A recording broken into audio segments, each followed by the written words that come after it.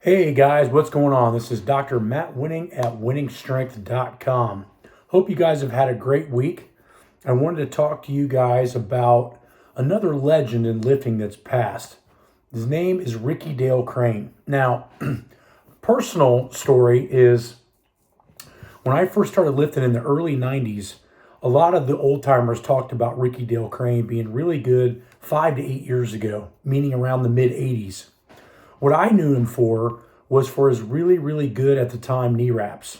He also created some squat suits and some other things that are pretty impressive. But Ricky Dale Crain was one of the top lightweight lifters of his era. He was born in 1953. He was a member of the Choctaw Nation, so he was an American Indian. He was the year in 2000 inductee Powerlifting Hall of Fame, which is very prestigious and hard to get into. And his championships included a 5-time world champion and a 10-time national champion. Now, for anybody that's in powerlifting, if you know to stay on top of the world for more than 3, 4, even 5 years plus is nearly impossible.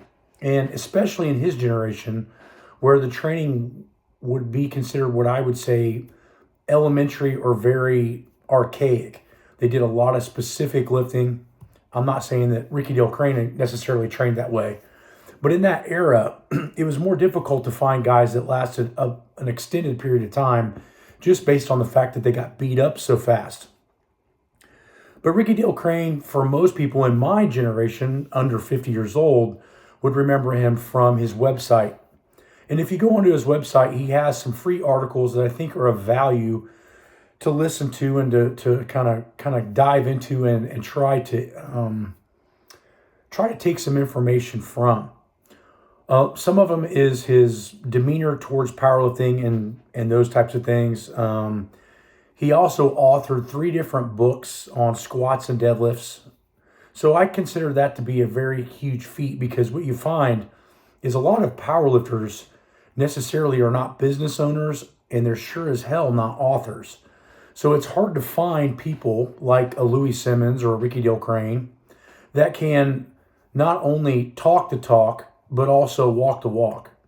And so I find that Ricky Dale Crain was kind of in a class of his own at that time, because in reality, if you think about it, in the 80s, a lot of guys talking about powerlifting were far and few between. His website was probably developed, I want to say, around the early mid 90s to late 90s. Very simplistic in its layout, but if you click on it, and like I said, read the articles, I think you'll find that he was an amazing guy, an interesting person, a very strong person in his body weight. And he had been developing some of this equipment, i.e. what he was considered specialist for, the knee wraps, the Red Devil knee wraps. He was developing that stuff since 1978. So a little bit of history on powerlifting. Powerlifting was created somewhere around mid-60s by Bob Hoffman. And Ricky Dale Crain was kind of one of those first guys that approached the scene around the mid-70s. And I might have my dates a little bit messed up because this was before my time. But the mid-70s, and started putting out some big numbers.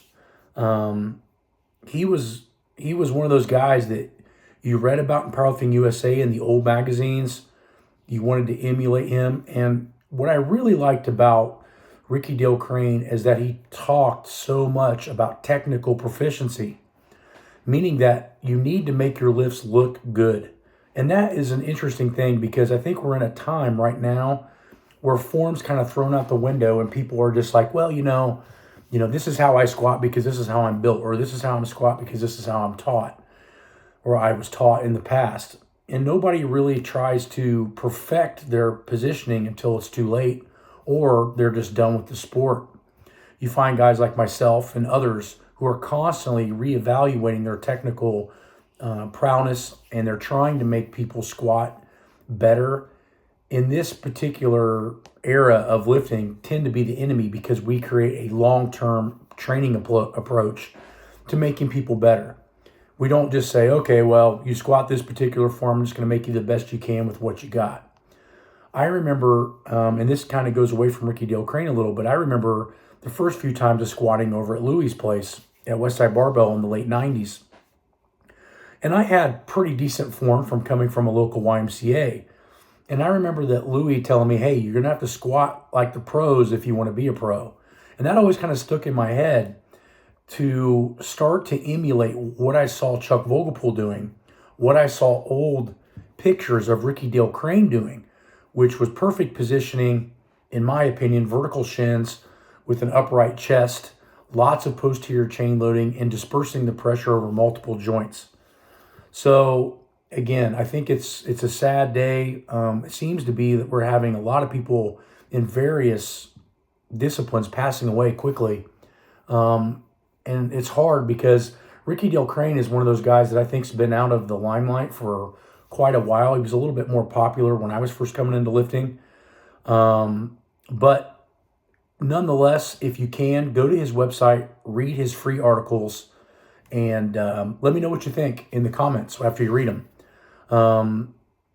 I think the closest thing that we have on the website for a training system that would be very similar to Ricky Dale Crain's would be the linear periodization training protocol that myself and Ed Cohen developed together quite a few years ago on the website. So go to wenningstrength.com, check out the linear periodization manual. That should give you an inclination of what it was like to train in the old days when Ricky Dale Crain was around, and that's the type of system that they were using.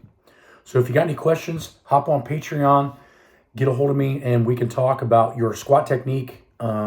I can look up more stuff about Ricky Dale Crain for you, or ask some of my old veteran friends and see what they have to say. But again, he was a technician. He was perfect, and he lasted a long time. So it gives me, the Winning Strength, 2 thumbs up on, we appreciate you. We're glad that you worked hard, and we're glad that you lasted a long time. And we're hopeful that your memory lives on for those particular aspects. So talk to you guys soon, and see you later.